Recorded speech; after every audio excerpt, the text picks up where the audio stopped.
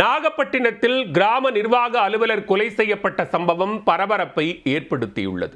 500 ரூபாய் லஞ்சம் வாங்கியதற்காக கைது செய்யப்பட்டு விடுதலையானவரை திட்டமிட்டு கொன்றது யார்? சாலையில் உடலை வீசிச் சென்றது யார்? நாகை மாவட்டம் வாழக்கரை கிராமத்தைச் சேர்ந்தவர் ராஜாராமன். இவர் திருவாய்மூர், எட்டுக்குடி, வல்லம் உள்ளிட்ட பல்வேறு கிராமங்களில் கிராம நிர்வாக அலுவலராக பணியாற்றி வந்தார். கடந்த 2024ஆம் ஆண்டு எட்டுக்குடி ஊராட்சி வல்லம் கிராமத்தின் கிராம நிர்வாக அலுவலராக பணியாற்றிய போது 500 ரூபாய் லஞ்சம் பெற்ற குற்றத்திற்கு கைது செய்யப்பட்டார்.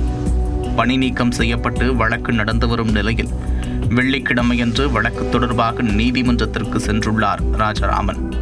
இந்நிலையில் நாகை கிழக்கு கடற்கரை சாலையில் முகம் மற்றும் தலை உள்ளிட்ட இடங்களில் கல்லால் அடித்து கொடூர இரத்த காயங்களுடன் ஒரு நபர் இறந்து கிடப்பதாக போலீசாருக்கு தகவல் கிடைத்துள்ளது. தொடர்ந்து சம்பவ இடத்திற்கு சென்ற வெளிப்பாளையம் போலீசார் சடலத்தை ஆய்வு செய்தபோது இறந்து கிடந்தது கிராம நிர்வாக அலுவலர் ராஜாராமன் என்பதை கண்டறிந்தனர். பின்னர் உடலை மீட்ட வெளிப்பாளையம் போலீசார் உடற்கூறு ஆய்விற்காக ஒரத்தூர் அரசு மருத்துவமனைக்கு அனுப்பி வைத்தனர். கடந்த 2024ஆம் ஆண்டு லஞ்ச ஒழிப்பு போலீசாரால் கைது செய்யப்பட்ட கிராம நிர்வாக அலுவலர் ராஜாராமன் கடந்த ஓராண்டாக மனைவி மற்றும் மகனை பிரிந்து வாழ்ந்து வந்துள்ளார். தனது சொந்த ஊரான வாழக்கரையில் வசித்து வரும் அவர் அவ்வப்போது கோட்டுச்சேரி சென்று மனைவி, மகனை பார்த்துவிட்டு திரும்பி வருவதை வழக்கமாக வைத்துள்ளார்.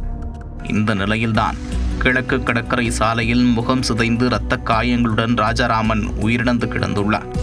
அவருடைய செல்போன், மணி, பர்ஸ் உள்ளிட்டவைகளை மர்ம கும்பல் திருடிச் சென்றதும் தெரிய வந்துள்ளது. கோட்டுச்சேரி சென்றுவிட்டு நாகப்பட்டினம் கிழக்கு கடற்கரை சாலை வழியாக வந்த அவரை கொள்ளை கும்பல் வழிப்பறை செய்து கொலை செய்துள்ளதா அல்லது வேறு ஏதேனும் காரணமா என்ற கோணத்தில் விசாரணையை காவல்துறையினர் முடுக்கிவிட்டுள்ளனர்.